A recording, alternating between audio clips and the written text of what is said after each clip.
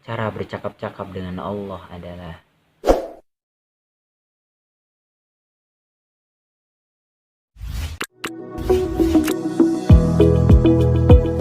Bismillah wa bihamdih. Assalamualaikum warahmatullahi wabarakatuh. Alhamdulillah. Alhamdulillah wassalatu wassalamu ala Rasulillah wa ala alihi wa sahbihi wa man tabi'ahu ila yaumil qiyamah. Amma ba'du.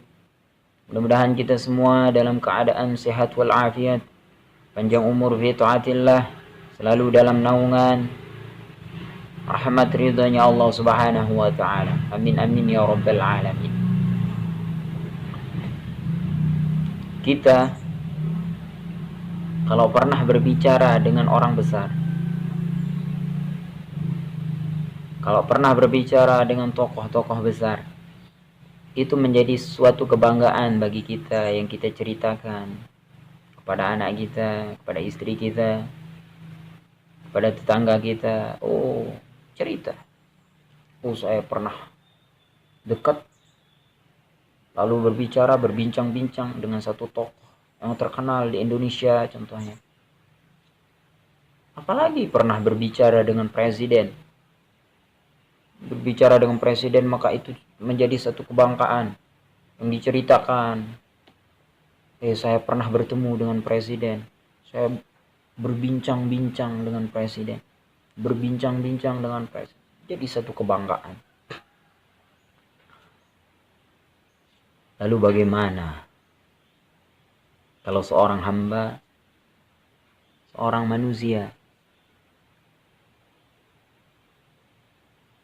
yang berbicara langsung dengan Allah?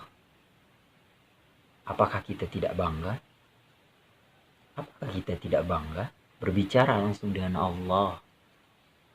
Pertanyaannya adalah bagaimana cara berbicara dengan Allah? Bagaimana caranya bercengkrama dengan Allah? Bercakap-cakap dengan Allah? Itu poinnya. Cara bercakap-cakap dengan Allah adalah, di antaranya adalah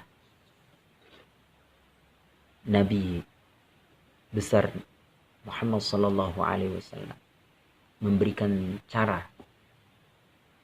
Apa sabda Nabi Muhammad sallallahu alaihi wasallam? Man arada ayyatakallama ma'allah, barang siapa saja dari kalangan manusia yang pengen berbicara dengan Allah, bersama Allah, falyaqra'il Qur'an, maka bacalah Al-Quran. Maka dari itu cara kita berbicara dengan Allah adalah dengan membaca Al-Quran. Baca Al-Quran. Membaca Al-Quran.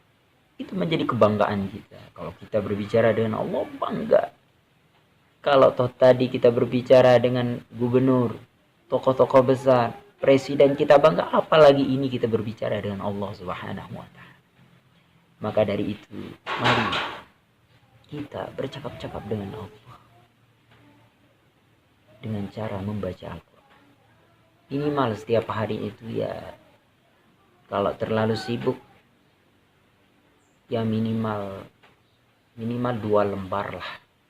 2 lembar sehari. Kalau 2 lembar sehari, maka kita akan membaca Al-Quran dalam 10 hari itu 1 juz. Sebulan itu berarti 3 juz. Sebulan 3 juz, berarti dalam 1 tahun kita sudah 1 tahun kurang ya, kurang lebih begitulah, atau sekitar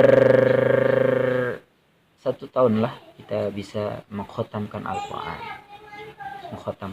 Usahakanlah setiap tahun kita khatam Al-Quran. Tidak hanya di bulan Ramadan, tapi di luar bulan Ramadan juga kita berusaha untuk mengkhatamkan Al-Quran. Karena begitulah cara kita untuk bercakap-cakap dengan Allah Subhanahu wa taala. Jadikanlah itu kebanggaan kita, bercakap-cakap dengan Allah, supaya kita dekat dengan Allah, Dan tidak hanya itu, ketika kita membaca Al-Quran, seketika pula kita membaca daripada mu'jizatnya baginda Nabi besar Muhammad SAW, dan membaca daripada akhlaknya baginda Nabi besar Muhammad SAW, bercakap dengan Allah, membaca mukjizatnya Nabi Muhammad, membaca akhlaknya Nabi besar Muhammad SAW. Dan tidak sampai di situ pula. Tidak sampai di situ pula. Barang siapa